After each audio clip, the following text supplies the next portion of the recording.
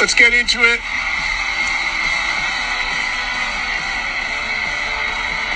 I already gave you my thoughts on the CD versus LP debate, if there is such a thing, but we're going to create one today.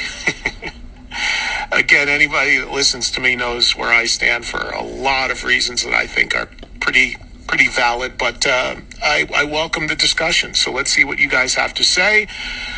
We will start with Joey in the Bronx. Go ahead, Joey. Hey, Eddie. Thanks for taking my call. I feel I have a good argument about everything that bothers you about these albums versus CDs. And it goes with the Motley Crue album, Shout at the Devil.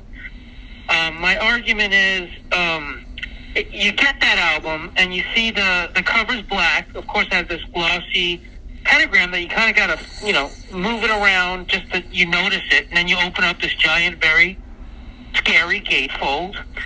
And then you put the record on. And, before CDs, records were limited in time. You only, you had about 34 minutes, I think, you can get on an album. So it's limited. In that limited amount of time, Shout at the Devil, side 1 and side 2, in my opinion, create almost like a novel. It opens up with the Jeff Workman vocal intro of Alistair Fiend introducing the album.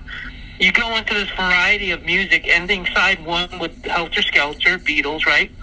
And you have to stay close by to the album physically to flip it. And to me, this is where flipping matters, because that album is in my opinion, it's very suspenseful. It's very scary, and you're close to it, trying to figure out what the hell is this? And it ends with Helter Skelter. You flip the album around, and it kicks off with Red Hot. It goes right into the energy again, ending with Danger. And so what you're saying is, Joey, what you're saying is you like the experience of vinyl, of flipping it, because you feel like it's a way to create a closure of one chapter into another chapter on certain records. You like that break point. The break point, but also it keeps you closer to the actual physical album, because you're curious. That when someone listens to that record, especially for the first time when that thing came out, you're close to your record player. You want to flip it around. You want to see what the heck is going to come next. What is this? Who are these people? It was very scary when that record and that band first came out.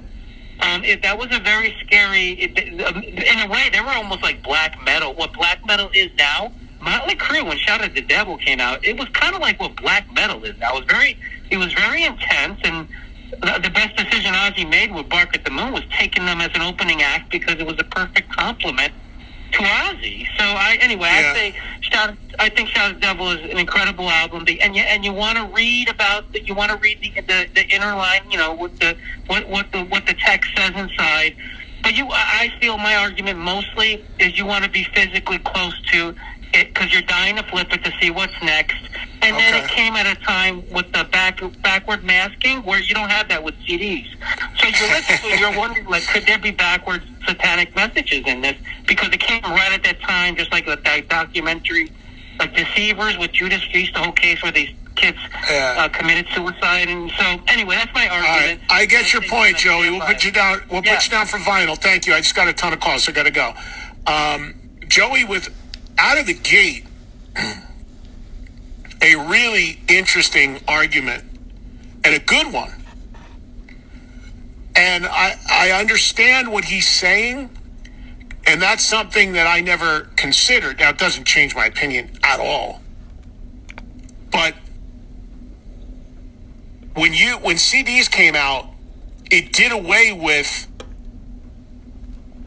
the one side or another side, because obviously if there were 10 tracks on a record, it was 10 right in a row. Now the sequence stayed the same, but you didn't have that flipping halfway point.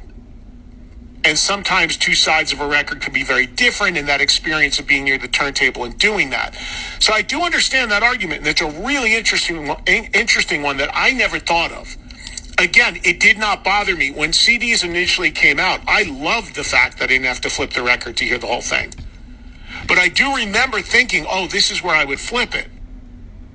But you see, there's two different things going on here. You had vinyl CDs being introduced early 80s, decimating vinyl, literally putting it out of business for decades. And the vinyl thing that's going on now, and the comeback of vinyl, is not about that aspect of it. Because the other thing that's crazy about that, if I want to counter Joey's point, is, and you've all seen it, the marketing move now is to take a single record and put it on like 3 or 4 sides and put like 2 songs aside on the record. So they're destroying the break point on some of these albums by making them more expansive pieces of vinyl that you've got to keep flipping after every like 2 songs, because they're telling you, oh, it's better, it's more sound quality, whatever. I mean, that's just ridiculous, and that blows Joey's argument, because they're, meaning the labels, are destroying that sequencing. But I do understand his point, that experience of doing that. I don't think that's off base at all. Thank you, Joey, for the call. Interesting opening argument. We'll obviously put him down for vinyl, but more in the old school sort of way, not necessarily what's being marketed to you now. Because let's be honest, a new album that comes out, a Taylor Swift album or something like that, there was never, you could only apply Joey's argument to old records that are coming out now on vinyl, because that's the way you heard Shout at the Devil back in the early 80s, as a 2-sided album. But Motley Crue puts out a new album right now, you're not going to take it in that way, because the way it's being released is all 10 tracks in one clump on a streaming platform. Then it's being broken up.